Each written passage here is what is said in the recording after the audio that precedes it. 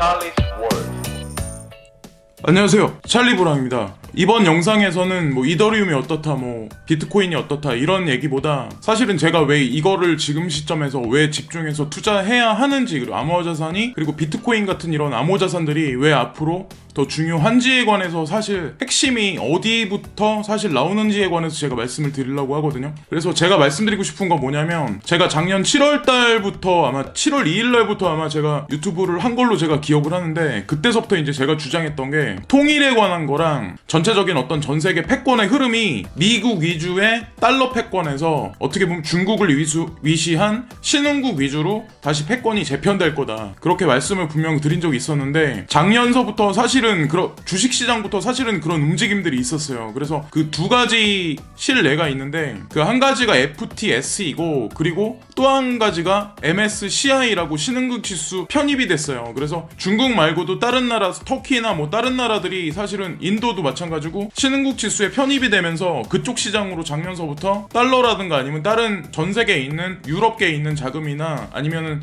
크게 보면은 미국에 있는 달러계 자금이나 그런 것들이 많이 빨려 들어가기 시작을 했거든요. 근데 그런 게 아마 올해 지금 초에도 아마 그런 뉴스들이 여기저기 신흥국 쪽으로 자본이 많이 몰린다, 이렇게 많이 알고 계시는 분들이 되게 많을 거예요. 근데 이런 뉴스가 나오고 이런 얘기를 하면 어떤 사람들은 이제 그런 얘기를 하거든요. 달러를 거기다 놓고 유로를 거기다 집어넣어서 나중에 그 자금으로 그 나라를 조종한다, 정치적으로 아니면 경제적으로 위기를 조장한 다음에 다시 자기네 나라 쪽으로 패권을 다시 끌어당긴다, 이렇게 말씀하시는 분들이 되게 많아요. 근데 제가 한 가지 말씀드리고 싶은 게 뭐냐면, 그런 분들이 그렇게 말씀하셔도 만약에 중장기로 가서 2030년 이후까지 만약에 중국이란 나라의 주식시장은 점진적으로 계속 GDP, GNP는 상승을 하고, 하물며 그럼에도 불구하고 미국이란 나라 GDP, GNP는 그 자리에 있다면 그거에 관해서는 그 사람들이 어떻게 설명하겠냐는 거죠.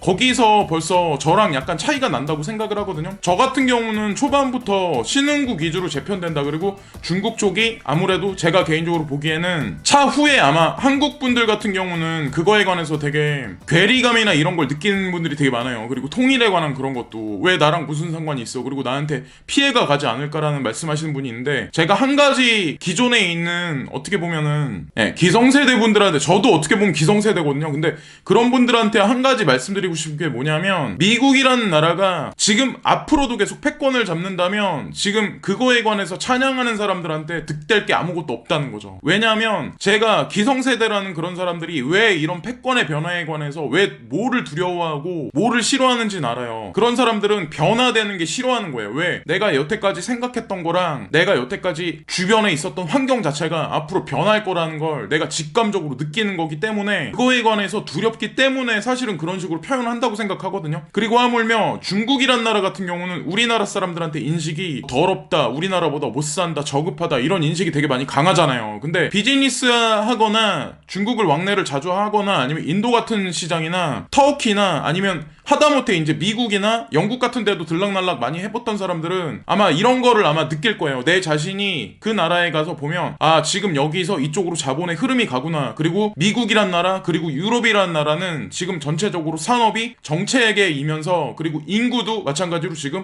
노령화되면서 고령화되면서 줄고 있구나. 산업에 어떻게 보면 전반적인 어떤 농후한 그런 단계에서 리치를 찍고 점점점점 하향해서 성숙기 단계에서 점점점점 볼륨업이 됐던 게 축소하는 단계구나 생각을 하겠지만, 중국이란 나라에 관해서 많이 가보거나 거기서 비즈니스를 했거나 아니면 그런 사람들을 많이 만나봤거나, 인도란 나라에 가서 어떻게 보면 거기서 있는 다국적 기업 그렇게 움직이는 사람들하고 대화를 많이 해보거나, 이런 사람들은 피부적으로 아마 느낄 거예요. 그 두 나라나 아니면 신흥국들은 지금 어떠냐면, 예전에 못 살던 그런 시대에서 이제 점진적으로 계속 인구도 계속 불어나고, 더 중요한 건 우리나라도 마찬가지로 인구가 점점 줄어들잖아요. 그러면 일본도 마찬가지로 인구가 줄어든다는 얘기는 경제 규모 자체가 줄어든다는 얘기거든요. 그리고 미국도 마찬가지로 지금 제가 알기로는 그렇게 되고 있고, 유럽도 마찬가지로 지금 이런저런 브렉시트 문제나 아니면 차후에 만약에 노딜 브렉시트가 3월 28일 날 완성이 되고 그 다음에 그 여파가 독일한테 전해지면, 독일도 마찬가지로 뭔가 정부 내에서 움직임이 분명히 있을 거예요. 그리고 그거는 프랑스한테 전해질 거고, 차후에 일어날 일은 분명히 제가 개인적으로 바라보는 건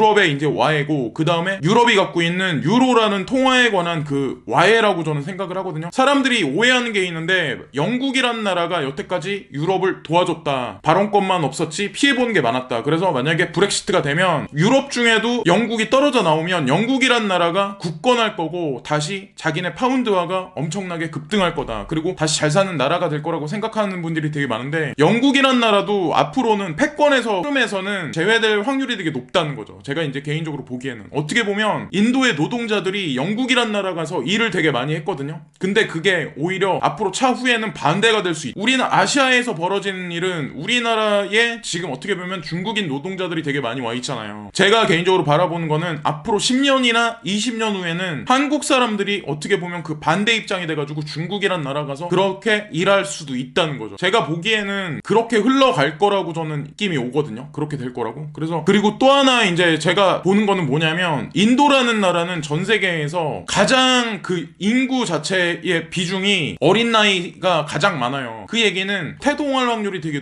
여러 가지 면에서 이커머스도 그렇고 되게 발전할 확률이 되게 높다는 거죠. 그래서 미국에 있는 거대 펀드를 이제 움직이는 워렌 버핏이나 아니면 페이스북의 저커버그 같은 경우, 마이크로소프트, 그리고 손정희 회장 기전 펀드 같은 경우도 거기에 이제 페이티엠이라든가 아니면 여러 가지 뭐 IT 기업이라든가 이커머스 업체에 많은 돈들이 투자가 됐잖아요. 그 얘기는 뭐냐면, 그래서 거기를 쥐락펴락 한다고 보는 게 아니라 나중에 이제 GDP, GNP가 올라가서 경제 순위권이 바뀌는 도표를 제가 여기다 이제 올려놓을 거거든요. 그래서 이거에 관해서 지금 쭉 보시면 표가 나와 있을 텐데, 이 표를 위 표를 보시면 여기서 전 세계에서 가장 큰 10개 이코노미, 그러니까 경제 규모된 거에 관해서 이제 나열한 거잖아요. 그래서 이게 2030년까지 도식화한 건데, 이 그래프가 나온 게 이제 어디서 출처가 어디냐면, 이 출처가 IMF에서 나온 거거든요. 그래서 IMF라든가 아니면 어떻게 보면 UN이라든가 이런 데서 지금 신흥국 쪽에서 신흥국 위주로 재편돼 있는 어떤 그런 경제가 구도가 될 거에 관해서 통계조사를 해가지고 발표한 그런 자료들이 되게 많아요, 인터넷상에는. 근데 저는 그런 걸 보고 제가 이걸 찾아서 이걸 보고 제가 말씀드리는 게 아니라, 실질적으로 저는 그 나라들에 가봤고 거기서 일하는 사람들, 그리고 어떻게 보면 하위 노동자 아니면 거기서 상위 쪽에 있는 사람들도 어떻게 보면 제가 직접적으로 다 만나보고 얘기도 해봤거든요. 그런 결과 제가 작년서부터 이런 생각을 가진 게 아니라 예전서부터 사실 이런 생각을 많이 가졌었어요. 그래서 달러의 패권에 관해서 아직도 굳건할 거다 말씀하시는 분들이 되게 많지만, 이 표에 보시면 아시겠지만 2017년부터 2030년까지 쭉 보시면 중국이란 나라에 지금, 그러니까 왼쪽에 보시면은 작은 동그라미가 있고 2030년에 보면은 지금보다 이제 3배가 늘어나잖아요. 두 번째 나라에 속하는 나라가 인디아예요. 그래서 여기는 지금 9.5에서 46이니까 5배 정도 이제 뛰는 거고, 그리고 그 다음에 위치할 나라가 지금 순위권이 이제 밀려나서 미국이라는 나라가 사실상 3위권이 된다는 거죠. 잠정적으로 앞으로 2030년에. 그래서 제가 생각했을 때는 지금은 뭐 미중 무역전쟁이 이렇게 된다 저렇게 된다 막 말이 되게 많지만, 2019년부터 시작해서 2020년 그리고 2021년 2022년 3년까지 가면서는 이게 점점 크로스되면서 나중에는 아마 미중 무역 갈등이 점점 시간이 흐르면 흐를수록 우리가 딱 느낄 만큼 뭐 이렇게 뚜렷하게 경제에서 막 이렇게 막 전쟁이다 막 이렇게 나오는 게 아니라 어느 정도 정리가 될 거라는, 이 그래프를 참고하시면 아마 될 것 같고, 그리고 4위 같은 경우는 인도네시아, 그리고 5위가 의외로 터키고, 그 다음에 아마 브라질을 아마 아실 거예요. 이집트도 거기 껴있는 게 저는 되게 의아하고, 그리고 러시아, 그리고 일본이랑 독일이 순위권에서 되게 많이 하향으로 밀려났어요. 그래서 여기 그래프를 쭉 보시면 아마 느끼실 거고, 그리고 아까 전에 이제 초반에 제가 그런 말씀을 드렸잖아요. 중국 A주 5% 편입 시 210억 달러 자금 유입 예측 중국 국제금융공사 이렇게 나와 있는데, 지금 MSCI하고 FTSE가 문호가 개방되면서 사실 유럽계 자금이든 아니면은 지금 미국에 있는 그런 자금이든 지금 신흥국 위주로 많이 들어오고 있거든요. 그래서 그런 뉴스에 관해서도 제가 다른 데서는 아마 문자에 나와 있는 거에 관해서 보여드리면서 다시 설명을 드릴 거예요. 지금 어쨌든 그런 식으로 어떻게 보면 그 자금이 유럽계에 있는 자금, 미국계에 있는 자금이 신흥국 위주로 들어간다고 해서 저는 그 사람들 어떤 힘이 나중에 거기 정치적으로 영향을 미치지 못할 거라고 생각을 하거든요. 그러니까 만약에 그렇게 됐다 쳐도 미국이란 나라의 주식시장이 굳건하다면 제가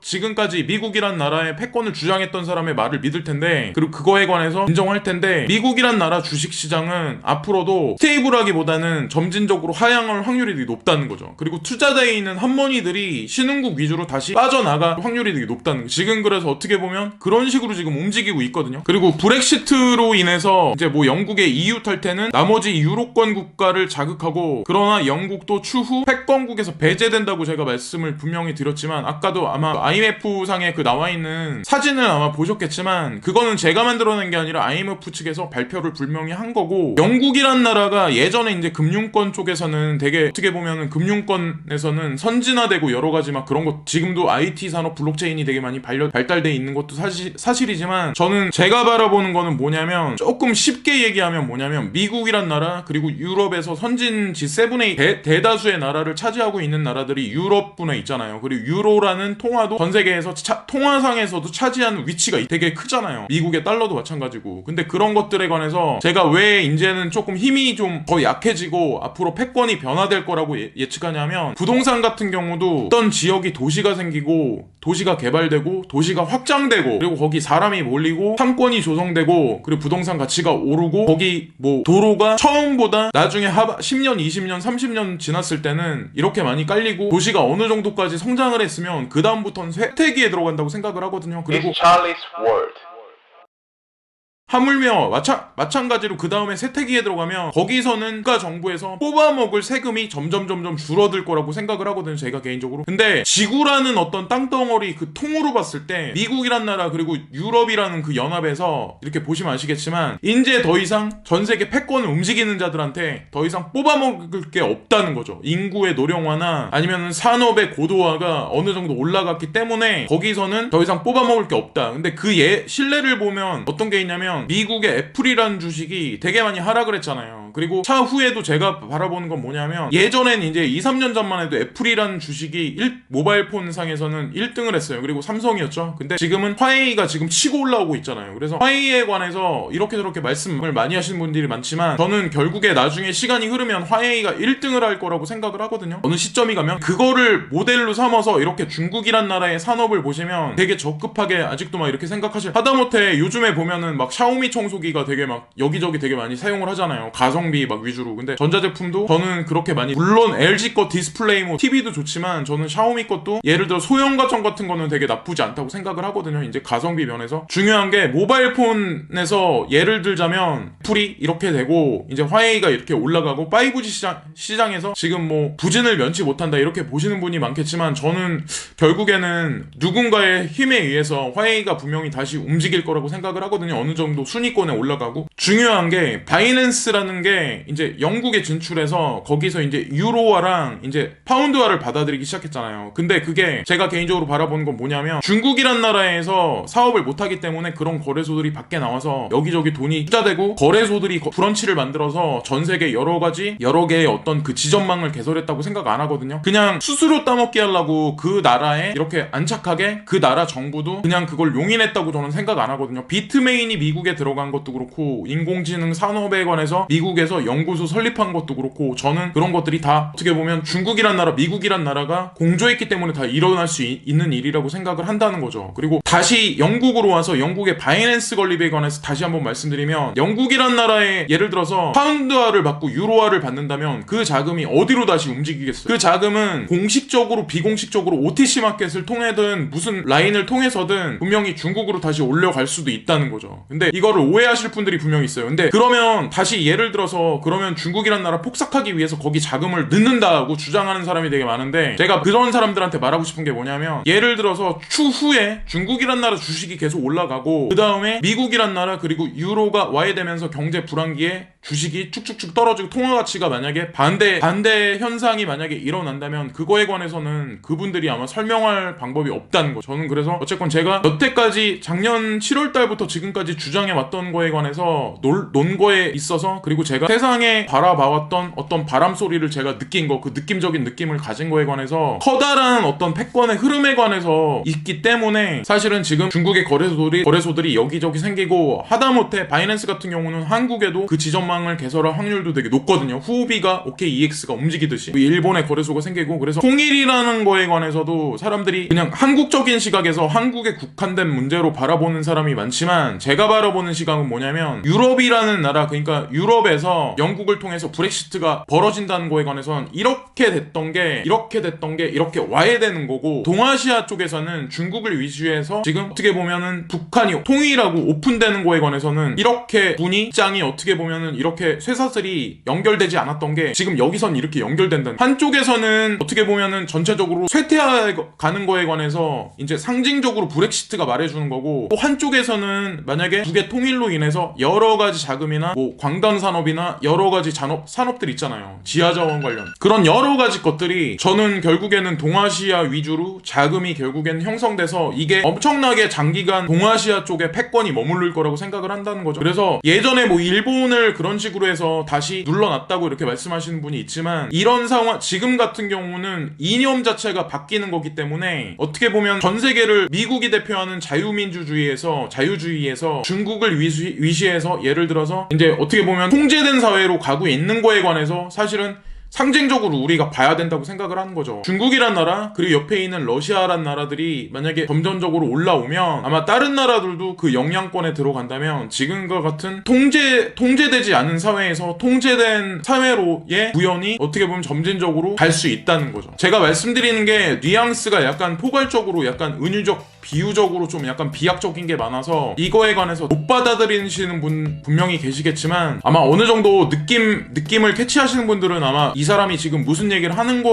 건지에 관해서 아마 이해를 하실 거예요. 시간이 흐르면 제가 말씀드리는 거에 관해서 이해하실 분들이 계시고, 그리고 못 받아들이시더라도 현실적으로 만약에 뉴스에 나오고 김정은의 방문이나 바티칸 대주교가 방문하면서 어떤 변화가 있는지, 그리고 3월 28일 날부터 해서 유럽이란 나라 그리고 미국이란 나라의 경제 문제가 부정적으로 흘러들어가는 거, 근데 하물며 반대급부로 만약에 동아시아가 긍정적으로 만약에 주식시장이든 통화시장이든 만약에 긍정적으로 흘러간다면 그거에 관해서는 설명을 하겠냐는 거죠. 예, 끝으로 시세가 되게 불안정하고 재미가 없고 우리가 생각했던 것보다 이게 되게 장시간으로 흘러가긴 했지만, 저는 이 어두운 어떤 터널이 끝나면 저는 분명히 지금 1년에 걸쳐서 지금까지 하락하고 횡보했던 것만큼 저는 두세 배 더 이상 오랫동안 움직일 거라고 생각을 하거든요. 다만 천천히 가더라도 모두 다 끝까지 화이팅 하시고 구독과 좋아요 눌러주시고, 지금까지 찰리브라운이었습니다. 감사합니다.